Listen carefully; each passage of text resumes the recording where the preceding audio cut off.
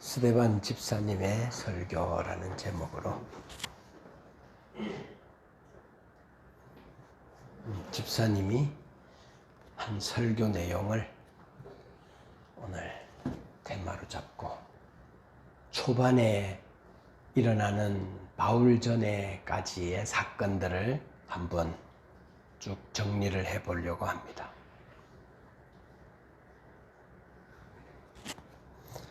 예수님이 십자가에 죽으시고 3일 만에 부활하시고 40일 동안 이곳에 계시다가 이제 마지막 예수님이 성천하는 장면부터 사도행전이 시작이 됩니다.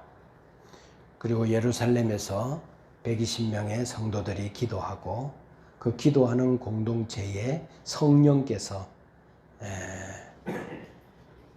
임재하셔서 교회를 이끌고 나아가는 주인으로 성령 하나님이 교회를 붙잡죠. 임재하시죠. 그래서 상상도 못하는 천국과 같은 공동체의 모습으로 그 어려운 압제의 시대에 그곳에 모여 있는 사람들은 하늘나라 백성으로 뽑혀져서 형제와 가족으로 그 공간에 그들이 같이 있으므로 그들은 예수 그리스도라는 한 분에 대한 같은 신앙 고백으로 모였어요. 우리도 이곳에 예수 이름 아래 모인 줄로 믿습니다. 예수 이름 아래 모인 거지. 우리는 다른 이름이 아니지. 예수 이름 아래 모인 것이 바로 교회고, 성령님은 예수의 영이기 때문에 예수 그리스도가 이 땅에 오셔서 하늘에 오르시고 하늘에 오르신 그분이 이 땅에 성령님을 보내주셨어요. 그러니까 이 땅에 오신 성령님은 보낸 분의 이야기를, 보낸 분의 사역을 하는 분이 성령님이시니까 이 성령님을 보낸 분은 누군가 하면 예수 그리스도. 그러니까 이 땅에 오신 성령님은 예수 그리스도를 증거하고 예수 그리스도의 일을 하고 예수 그리스도만 전하는 분이 성령님이시죠. 그래서 사도행전 4장 12절에 다른 이름은 없다. 다른 이름은 없다. 라고 이야기하게 되죠. 이런 상황에서 초대교회의 사도의 대표격인 베드로를 통해서 그 사회에 센세이션을 일으키는 기적이 일어나죠. 그게 나면서부터 걷지 못하게 되어진 한 사람의 치유 사건이에요. 자, 사도행전 3장인데요. 나면서부터 못 걸었기 때문에 이 사람이 할 수 있는 유일한 일은 뭔가 하면 성전 미문에 앉아서 많은 사람들이 성전에 들락날락 거리는 그 곳에서 사람들의 긍휼을 바라면서 구걸하고 있는, 구걸하는 것이 그의 인생의 전부였어요. 그러니까 유대 사회에서 나면서부터 구걸을 하면서 이곳에 있었으니까 성전에 유대인들이 다 들어가고 나가고 예배 드리고 제사 드리고 그렇게 하기 때문에 가다 보면 안 볼 수가 없어요. 이 사람은 이스라엘 사회가 다 알아요. 성전 묘문에 늘 앉아 있어. 한 푼 줍시오. 늘 앉아. 다 알아. 그런데 베드로와 요한도 그날 성전에 들어갔어요. 그런데 성전 밖에 그 사람이 앉아 있다가 베드로가 여보시오. 그러니까 뭔가 얻어먹을 것이 있을 것 같아서, 뭔가 줄 것 같아서 고개를 들고 뭘 주시려고 그러시나 이렇게 기대하고 있는데 베드로가 이렇게 이야기하죠. 3장 6절 시작.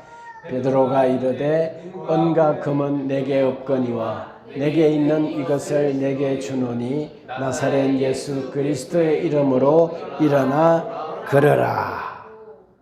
이렇게 이야기했어요. 그러니까 그가 바라는 은과 금은 있다 없다? 없지만 베드로에게 있는 그분 예수 그리스도, 그분의 이름으로 너의 인생이 달라져라. 너의 인생이 거기서 일어나라. 포기하고 있던, 절망하고 있던, 운명처럼 받아들이고 그곳에 앉아있던, 그리고 인간의 존엄성과 숭고함을 박탈당한 채 질병에 묶여서 있는 너는 그 자리에서 일어나라 그랬어요. 예수 그리스도의 이름은 우리를 일으키는 줄로 믿습니다. 일어나라, 일으켜 일어나라. 예수 그리스도의 이름으로. 예수 그리스도의 이름은 우리의 현재 환경을 일으켜 세우는 줄로 믿습니다. 아멘 합시다. 할렐루야. 일으켜 세웠어요. 예수 그리스도의 이름으로 걸어라. 그러니까 일어났어요. 많은 사람들이 그 광경을 봤어요. 일파만파 사람들의 입과 입을 통해서 소개되었어요. 세상에 이런 일이 있었다. 그 예수님이라는 분이 하던 거 아니야? 그분은 죽었잖아. 근데 그의 제자들을 있잖아. 그 중에 베드로라는 사람이 그 예수님이 하던 그 일을 똑같이 한다? 그런데 나면서 안전뱅이 된 그 사람 있잖아. 그거 다 알지. 그 사람이 일어나는 거야. 건강해지는 거야. 나이가 한 40 정도 됐을 것 같은데 그 나이에 평생 못 걷던 사람이 일어나서 걸어가는 거야. 베드로가 이렇게 세우니까 우와, 베드로가? 우와. 그럴 후에 이제 3장 11절부터 베드로가 솔로몬 행각이라는 곳에 이 기적의 소식을 듣고 베드로에 대하여 놀란 사람들이 다 함께 모여 이제 베드로의 설교를 듣습니다. 이 두 번째 베드로의 설교였어요. 첫 번째 설교는 성령 강림에 대한 베드로의 설교, 해석. 두 번째 베드로의 설교가 여기에서 나와요. 베드로의 설교의 핵심은 뭘까요? 베드로의 설교의 핵심은 우리가 며칠 전에 골고다 언덕에 누군가를 처형했잖아. 그분이 누구냐라는 것이 핵심 이야기였어요. 그분이 누구냐? 우리가 죽였던 그분이 누구였냐? 우리가 도대체 누구를 죽인 거냐? 라고 하는 포커스를 가지고 설교했어요. 그래서 구약의 모세와 사무엘과 선지자들의 입을 통해서 구약 성경이 말했던 분은 바로 이분이었다. 그리고 아브라함에게 너의 씨를 통해 모든 족속이 복을 받는 그 일을 할 거라고 했던 그 창세기 12장에 하나님이 아브라함을 부르면서 약속했던 그 씨가 바로 우리가 며칠 전에 죽였던 바로 그 예수 그리스도였다. 선지자가 말했고 모세가 말했던 그 예수 그리스도, 그분이 예수 그리스도, 우리 그분이었다라고 말씀하고 있으면서 3장 19절 봅시다.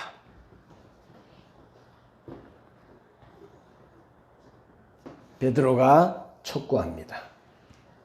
너희가 회개하고 돌이켜서 너희 죄 없이 함을 받으라. 회개하고 돌이켜라.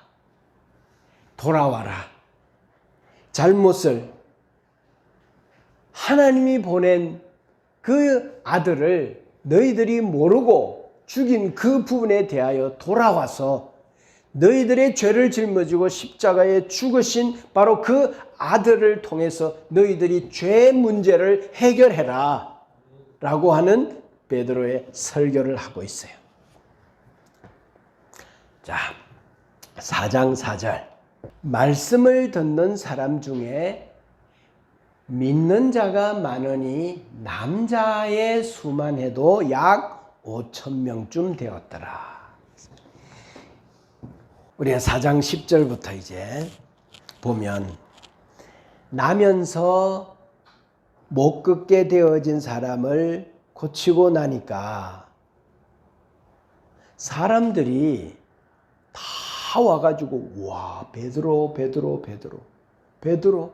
우와 베드로가 우리하고 똑같은 그런 평범한 사람 아니었어? 베드로가? 하면서 많은 사람들이 베드로라는 사람에게 주목하는 거예요. 너희와 모든 이스라엘 백성들은 알라. 너희가 십자가에 못 박고 하나님이 죽은 자 가운데서 살리신 나사렛 예수 그리스도의 이름으로 이 사람이 강건하게 되어 너희 앞에 섰느니라.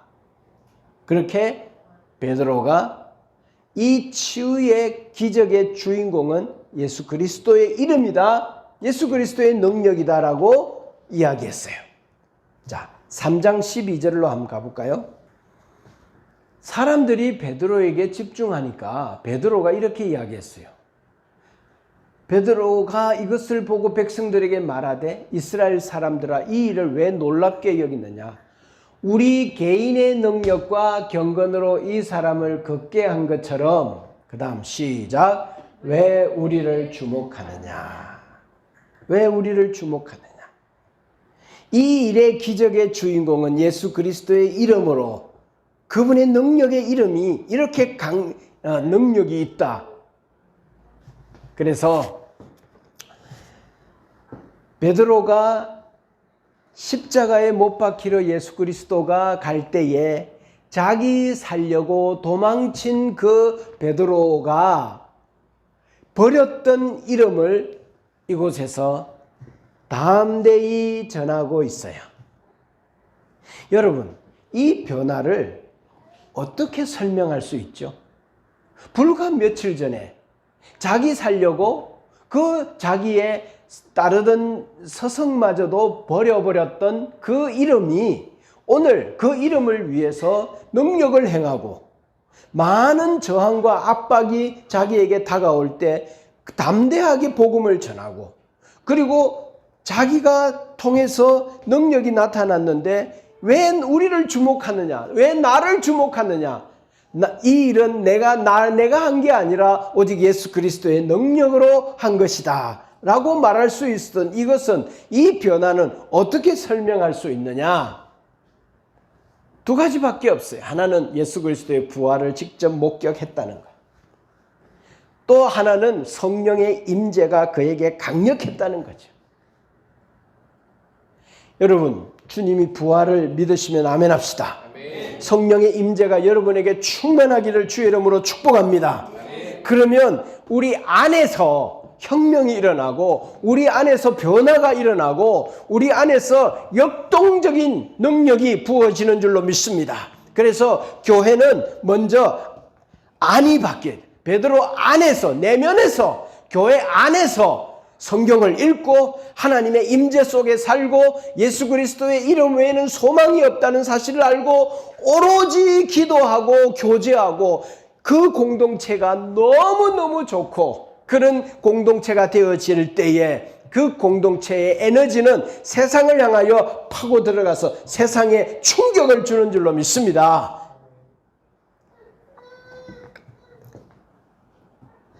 (4장 11절) 그래서 유대인들이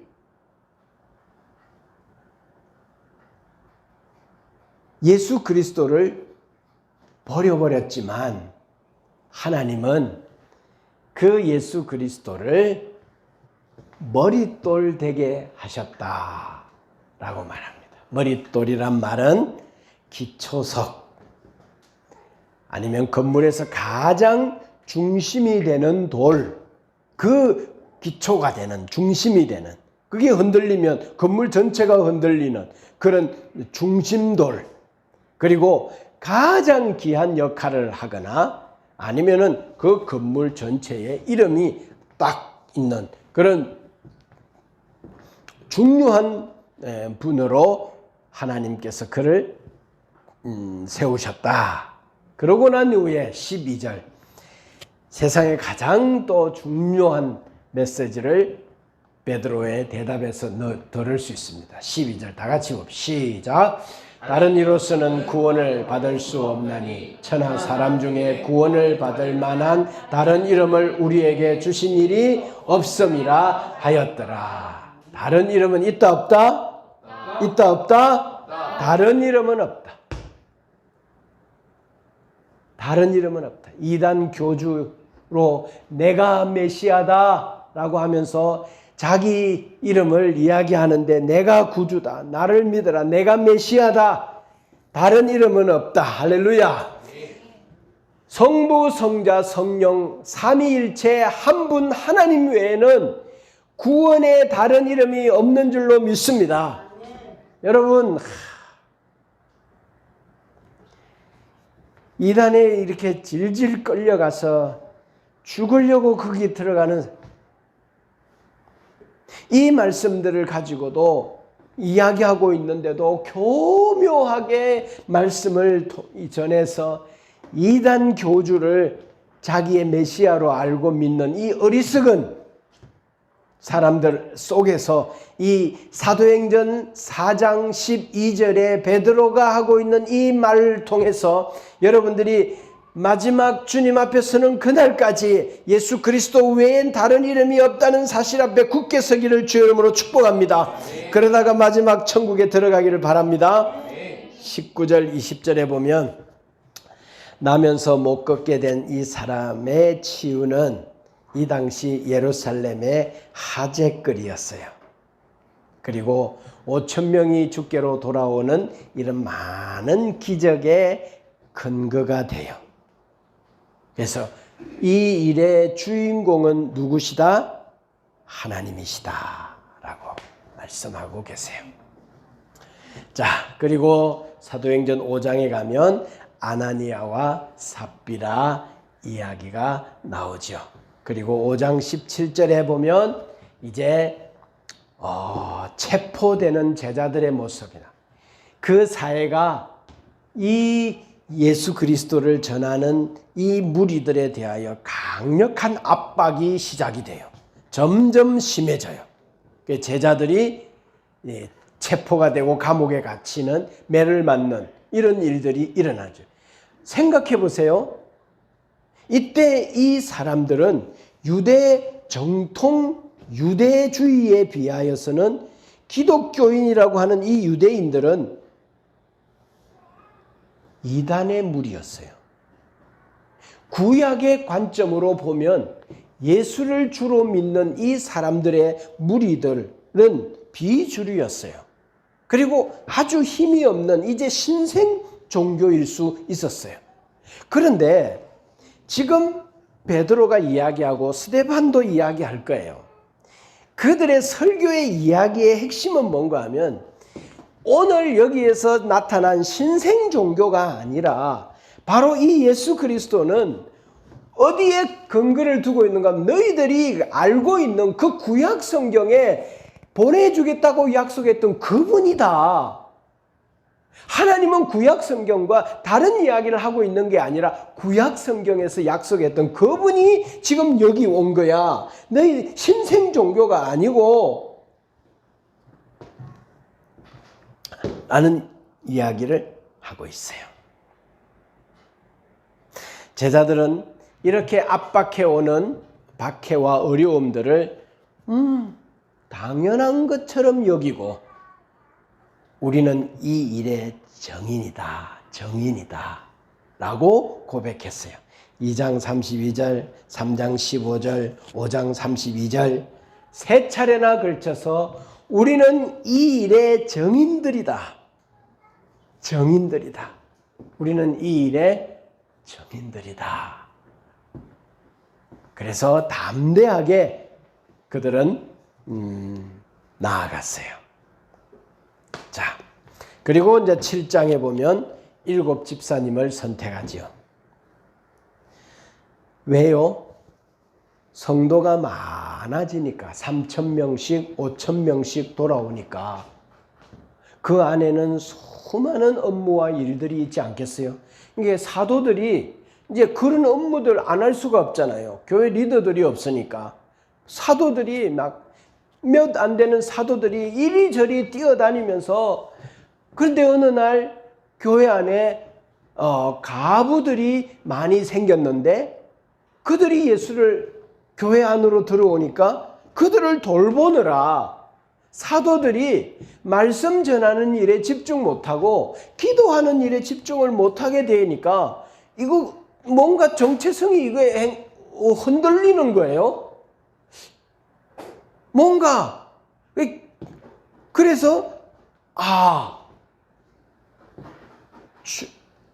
자기 사도들이 해야 될 업무에 집중하기 위해서 교회 안에 여러 가지 다른 업무에 대하여서 충성스럽게 감당할 수 있는 사람들을 선출하자.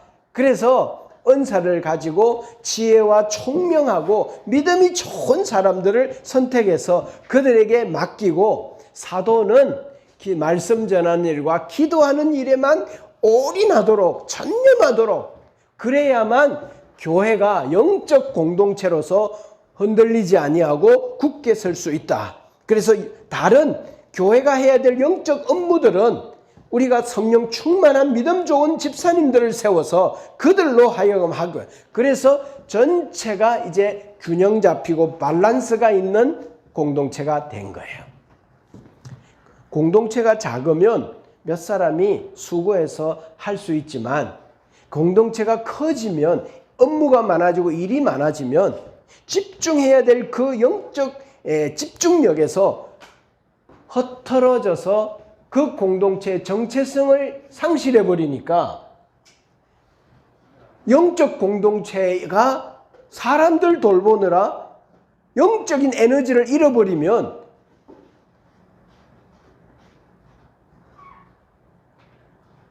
안 되니까 집사님들을 선택해서 그들에게 일을 맡기자 교회가 다시 제자리를 찾고 교회가 임팩트 있게 진행이 되었어요.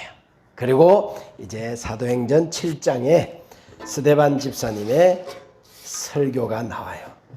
스데반은 7 집사님 중에 한 분이었죠. 자, 사도행전 7장.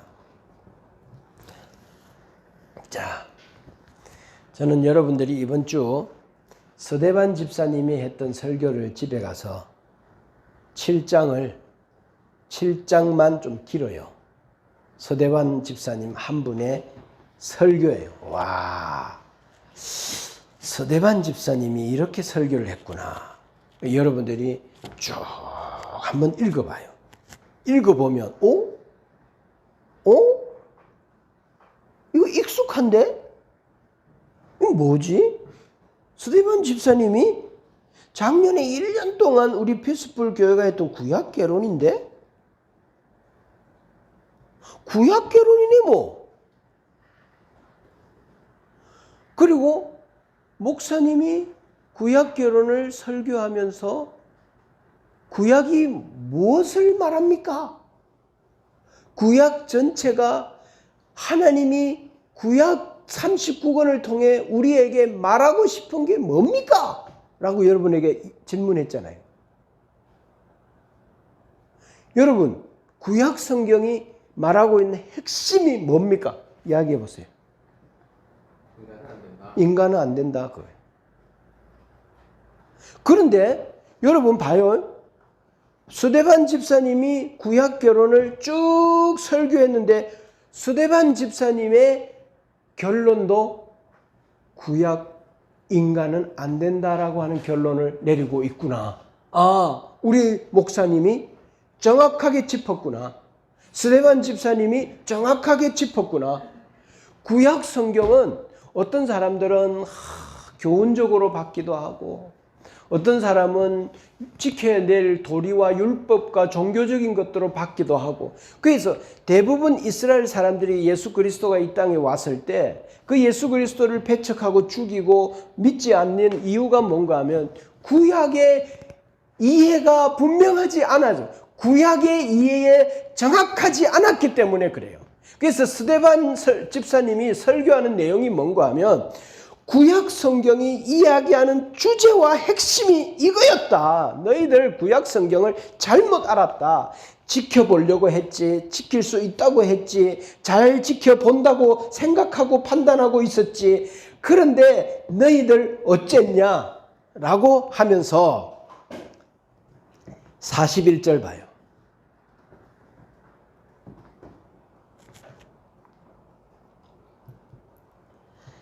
그 앞에는 2절에는 아브라함을, 9절에는 요셉을, 20절에는 모세를, 36절에는 출애굽 가정을, 45절에는 여호수아를, 45절에 또 다윗을, 47절에는 솔로몬을 세우고 그리고 52절에는 포로 시대와 포로 후 시대의 모든 선지자들을 세웠던 그 모든 것은 다 누가 한 일이냐? 하나님이 주도적으로 한 일이다.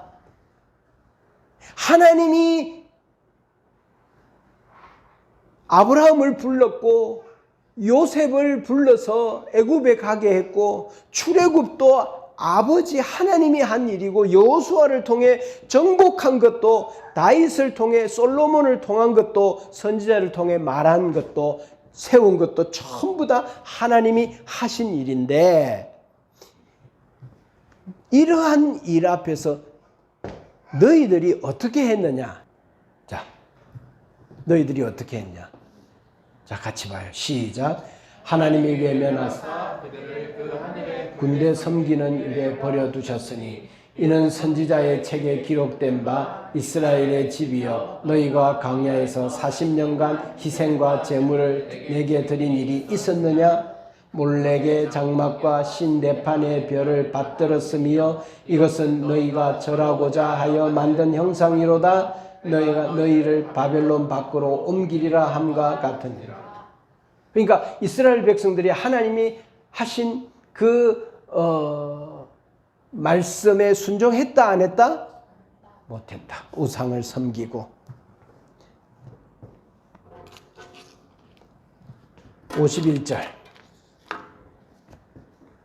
그 다음 시작. 목이 곧고 그 마음과 귀에 할례를 받지 못한 사람들아 너희도 너희 조상과 같이 항상 성령을 거스르는도다. 너희는 천사가 전한 율법을 받고도 지키지 아니하였도다 하니라. 너희들 안 했다. 자, 그래서 이 7장을 집에 가서 꼭 읽어요. 스데반 집사님이 이렇게 구약 성경에 정통하고 구약 성경의 핵심을 정확하게 짚었구나. 자, 그래서 스데반 집사님의 설교의 주제가 뭐예요? 너희들이 너희 신을 여호와를 섬기는 일에 성공했다, 실패했다? 실패했다. 이거를 지적하는, 책망하는 거예요. 지켜보려고 지켰다고 생각하겠지만 하나님은 너희들이 지키지 못했다고 하시는 거예요. 잘해보려고 했고 잘하고 있다고 판단했지만 너희들은 하나님의 기준에 미치지 못했다는 거예요. 우리가 대대로 하나님의 율법을 지키려고 얼마나 노력했는데 모든 것을 걸고 종교적 의무를 다하려고 애를 썼는데 하나님을 잘 섬기려고 심혈을 기울였는데 우리가 아브라함의 후손이고 하나님 여호와의 백성이고 선민인데 너희들이 이렇게 하면 하나님으로부터 구원받지 못한다. 너희들이 실패했다.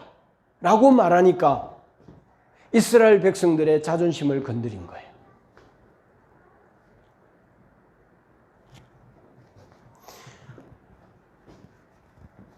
스데반 집사님은 설교합니다. 율법을 주신 목적은 구약개론에서 이야기하죠. 율법을 주신 목적이 뭐예요? 지키라고 준 거예요? 지킬 수 없음을 알라고 준 거예요? 지켜보라고 준 거 아니에요? 그래서 종교는 뭔가 하면 자기가 율법을 지킴으로 구원을 얻으려고 하는 것이 종교예요. 이 구약 성경에 이스라엘 백성들의 관점이었어요. 그래서 종교적 의무들을 성실하게 행하려고 애를 썼어요. 이게 그들의 자존심이에요. 그리고 이게 자기들의 정체성이었고 이게 자기네들의 하나님의 백성이라고 하는 독특한 자기 이해였어요.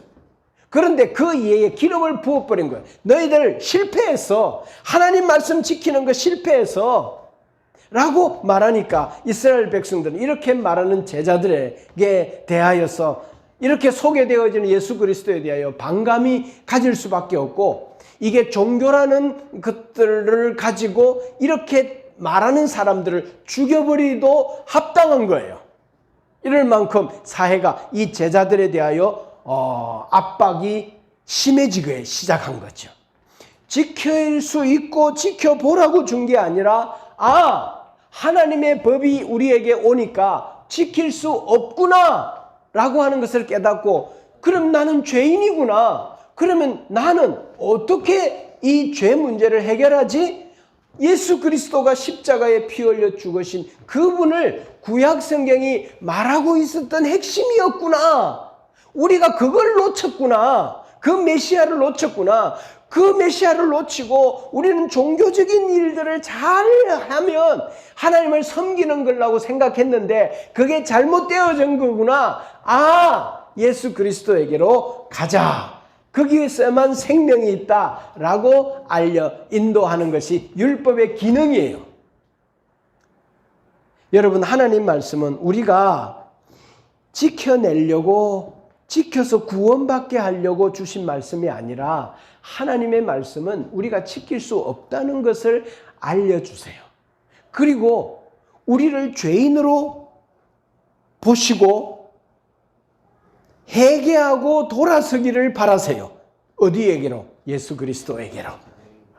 그래서 예수 그리스도만 우리의 구원의 생명의 길이 되는 거죠. 그래서 다른 이름은 없는 거예요. 여러분, 왜 예수 그리스도를 믿어야 되죠?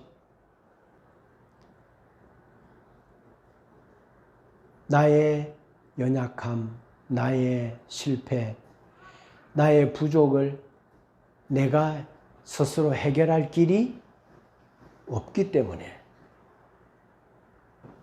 예수 그리스도를 믿어야 하는 거죠. 이게 성경이 말하는 주제예요. 죄를 내 능력으로 해결할 수 없기 때문에. 왜? 죄는 심판받아야 하니까. 영원한 하나님과의 분리니까. 그래서 나에게는 이 세상에는 종교에는 구원이 없구나. 오직 예수 그리스도 외에는 구원이 없구나. 그래서 예수 그리스도에게 달려가는 거예요. 이게 성경 신약 구약 전체의 핵심이에요. 사도행전 5장 29절. 자, 베드로와 사도들이 대답하여 이르되 사람보다 하나님께 순종하는 것이 마땅하다. 너희가 나무에 달아 죽인 예수를 우리 조상의 하나님이 살리시고 이스라엘에게 회개함과 제사함을 주시려고 그를 오른손으로 높이사 예수 그리스도를 누구로 삼으셨는가 하면 왕으로 구원자로 삼으셨느니라. 다시 우리는 이 일의 정인이요 하나님이 자기에게 순종하는 사람에게 주신 성령도 그러하니라.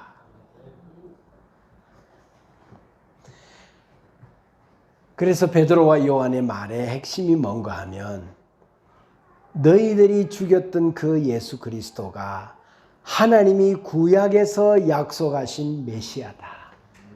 그래서 그분에게로 회개하고 돌이켜서 그 아들을 믿어라. 이 소식을 전하는 사람들이 우리다. 이 일의 정인들이 우리다.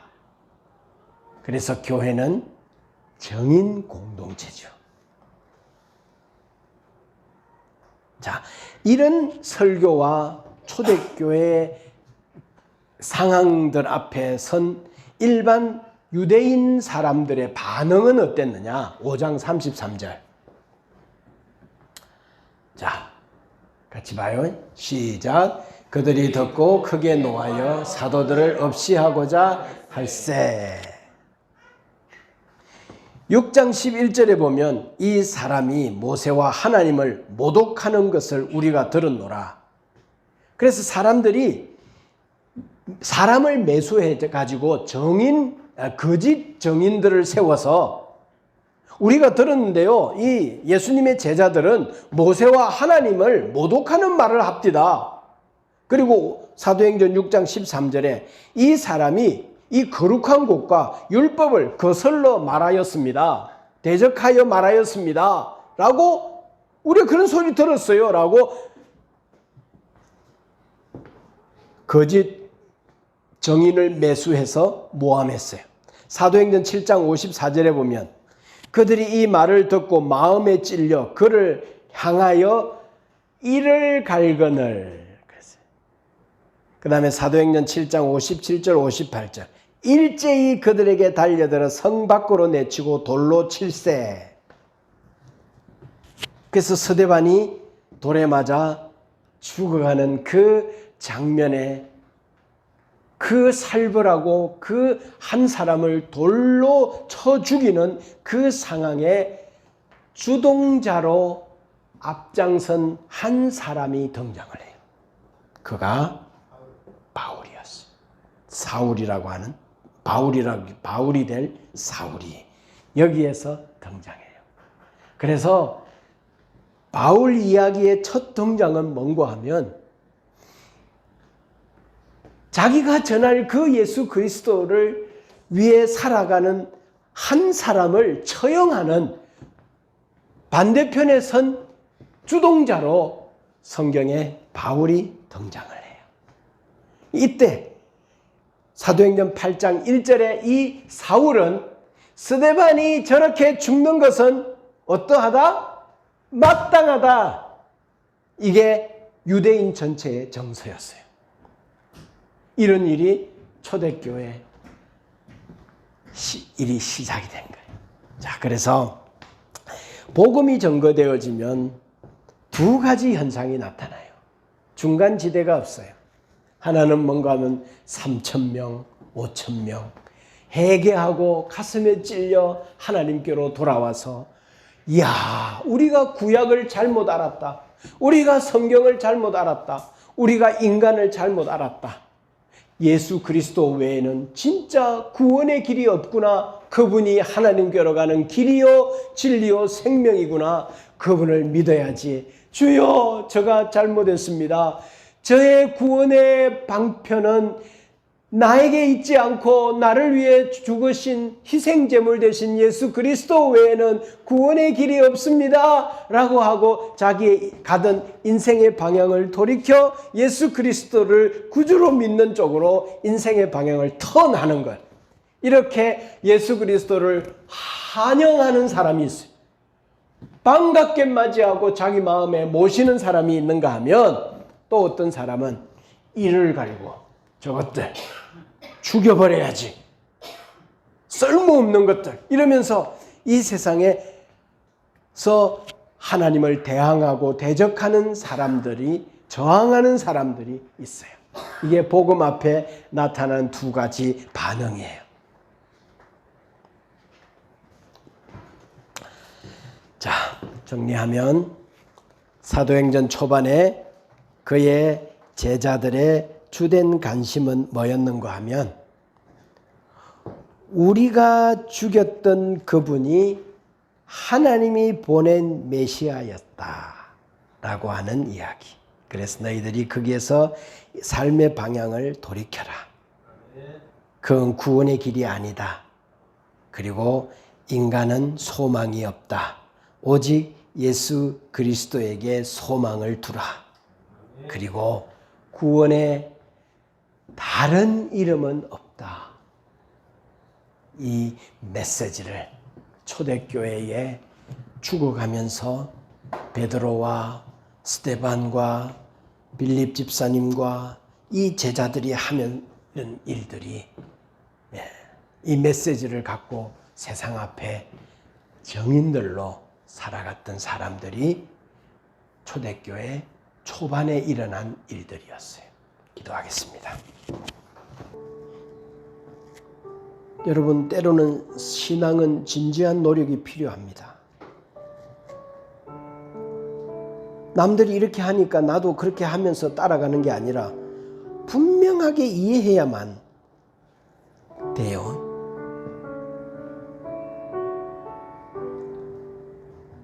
구약 성경은요, 너희들 해보려고 했지만 안 되지. 결국 실패했지. 인간 안 돼.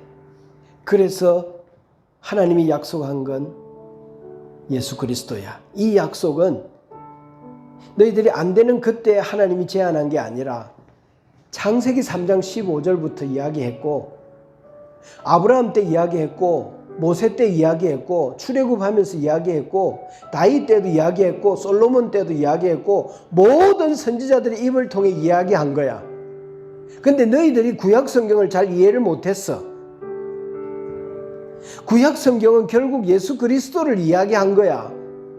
그래서 예수 그리스도가 온 거야.